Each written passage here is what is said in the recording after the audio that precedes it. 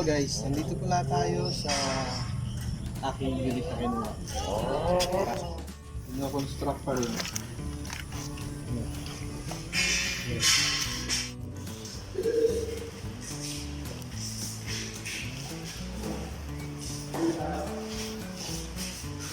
Ito yung kusina.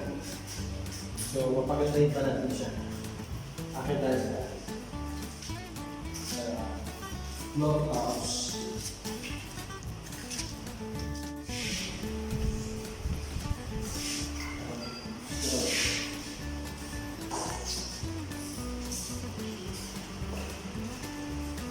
Kaya dito tayo sa taas. Kaya pinag-finishing na ang taas. Ito yung pinaka-bedroom. Gagawa tayo ng bed. Ito yung part. Gagawa tayo ng stool. Para sa mga blood covers. Ito siya. Ito.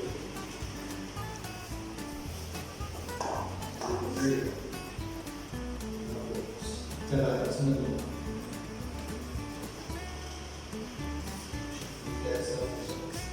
Kapalagang papayos na ng taas.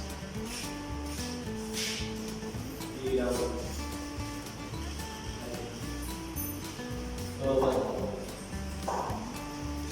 Ito yung views. Galing sa taas. Ngayon mo yung living room. So, kita din sa taas. Yung loft. Ito yung unit na ginawa ko sa community. Maliit, not that big, pero greenhouse po siya. So, sariling bahay. So, ito siya ulit sa baba. Yan ang tsura sa baba. So, makikita natin yung from finishing touches. So, pinukonstruct rin naman siya. So, magiging bedroom. So, kung matapos ito, makikita natin. Ipapakita ko rin sa inyo. Ito siya. So, undecided pa rin ako kung ano kulay yung barya. Kung marami sininiwala sa isip ko. Tsaka sa research ko kung ano kulay yung babagay. Pero yung nasa ito, final siya. Medyo semi-glossy. Beach. Tapos, yung studio or recording room from vlogging or covers, hindi ko pa alam, pero baka doon siya. Dito siya sa Maglansay. Or baka bumong mo. So, ilagay yung office area. And syempre, ilagay yung bed. Ito yung pinaka-bedroom niya. Ito yung loft house at tinatawag. So, hindi na ko kasi, ito yung kinuha ko kasi nga, gusto ko yung living room na mataas yung ceiling. Medyo, iba yung ambience kasi, parang mas, kahit maliit siya, parang mukhang malaki. So, kaya yun yung So, marami pa tayo kung tatapusin. Ipapakita namin once natapos. Para, ayun, yung namin din, ipapakita natin. So, bababa ulit tayo.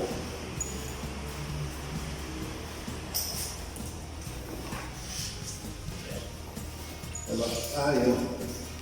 Bababa tayo. Tapos kung hagdanan, tayo sundan natin. Siyempre, lagi na tayo.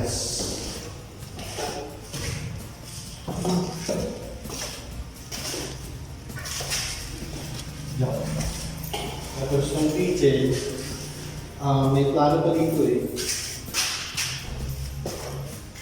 Ito, hagdan niya. Plano pang i-extend yung kitchen sa dito. Yan, hagdan. So, ito plano. So, tingnan natin. After natapos. CR niya ito. So, saan pa lang yan. Tapos, ito na po sige. Okay.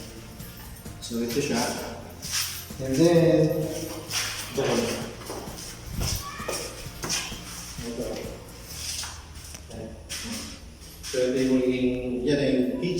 Ito yung sala. Ito yung living room. So, wala pang tiles, ginagawa pa lang gagawin pa lang.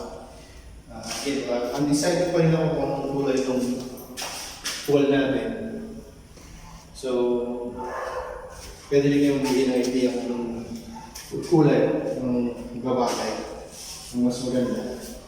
Pati yung pinto, may plano pa rin dyan. Gusto ko yung sliding na pinto. So, ito. Ayan siya. Ito yung isa. Again, hindi siya kalakalin pero I consider this as my dream house na.